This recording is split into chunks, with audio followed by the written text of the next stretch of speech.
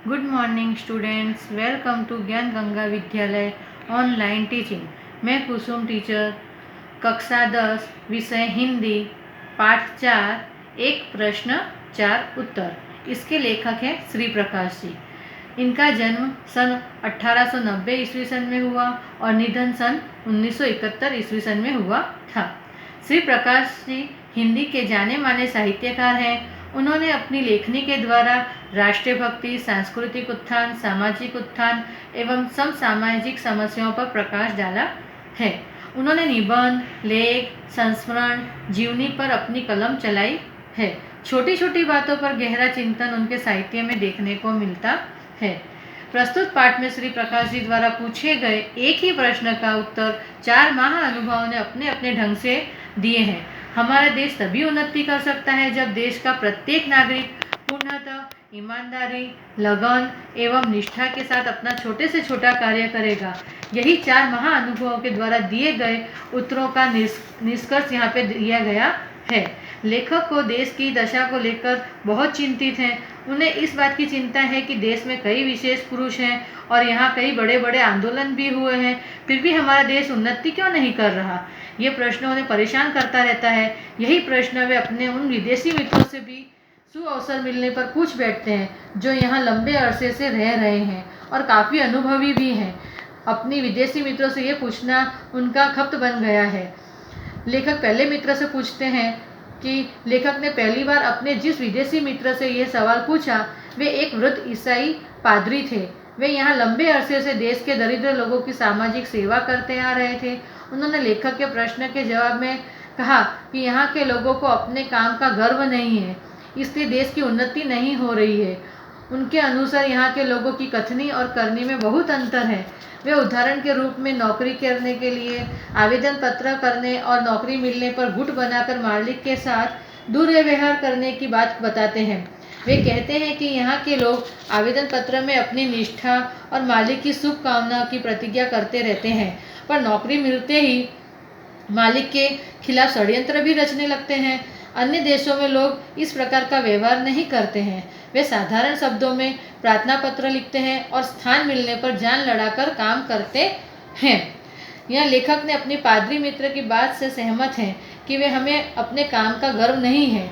वे कहते हैं कि हमारे देश की परंपरा में अपने काम का गर्व करने का आदेश है, पर हम उसे भूल गए हैं। इसका कारण है हमारी लंबी दास्तान। काम का गर्व करने की परंपरा पर ही आधारित है हमारे जाति भेद। आज भी लोग विशेष तिथियों पर अपने औजारों, बहनियों और पूजा की करते हैं, पर आज हम स्वधर्म निधन श्रेय हैं। अपना कर्तव्य करते हुए मर जाना श्रेयकार मानते हैं और अपने आदेशों को भूल गए हैं। दूसरे मित्र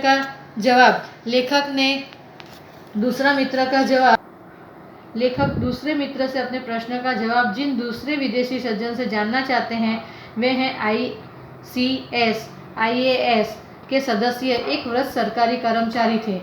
उन्हें 30 वर्ष से अधिक यहाँ रहने का अनुभव है। उन्होंने लेखक के एक प्रश्न के जवाब में कहा है कि देश की उन्नति न करने का कारण यहाँ के लोगों का अपनी जिम्मेदारी न समझना है, अर्थात उठाए गए काम को पूरा करने का गुण हम भूल गए हैं।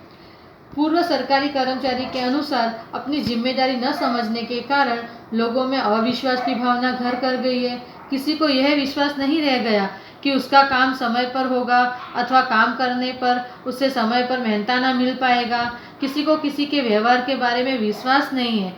हर व्यक्ति अपनी सुविधा देखता है, दूसरों के कष्ट की किसी को परवाह नहीं है। यह सब अपनी जिम्मेदारी न समझने का परिणाम है।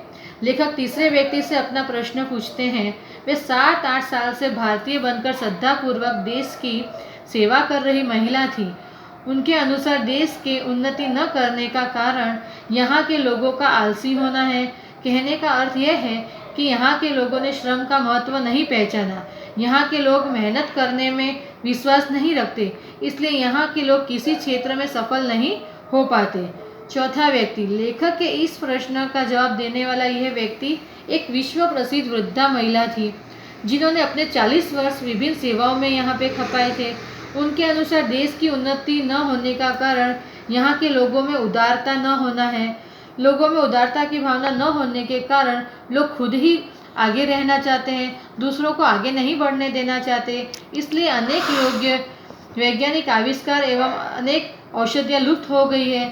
अनेक गुणी लोगों ने अपने गुणों से दूसरों का परिचित नहीं कराया है और अपने गुण के साथ लेकर स्वयं सिधार गए हैं।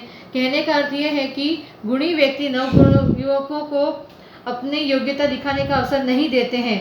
यहाँ पे लेखक स्पष्टीकरण करते हैं कि लेखक ने इन चारों विदेशी मित्रों के जवाब को स्पष्ट करते हुए कहा है कि हम ठीक समय से उपयुक्त काम न उठाकर अपने काम में गर्व नहीं करते हैं, उस काम को करने में दूसरों के प्रति अपनी जिम्मेदारी का अनुभव नहीं करते हैं। हम अपने काम को भली भांति समझकर उसमें तल्लीन होकर परिश्रम के साथ उसे खुद नहीं करते हैं। हम अपने गुण उदारता के साथ दूसरों को नहीं सिखाते हैं, इसलिए हम स्वयं अपनी बर्बादी कर रहे हैं। लेखक इस बात को सरल और ढंग से बताते हुए कहते हैं कि हम नागरिक कर्तव्यों और अधिकारों को भूल गए हैं। हमें बड़े से बड़े नेता के कहे अनुसार नहीं चलना चाहिए, उनके आदेशों के अनुसार अपने जीवन का संगठन नहीं करते। यही कारण है कि हम वहीं के वहीं, हमारा देश वहीं के वहीं रह गया है और देश उन्नति नहीं कर पा रहा है। इसलिए हमें देश के साथ रह के, देश के नागरिकों और नेताओं के साथ में रह के देश की उन्नति के बारे में सोचना चाहिए। यहीं पे ये पाठ समाप्त होता है।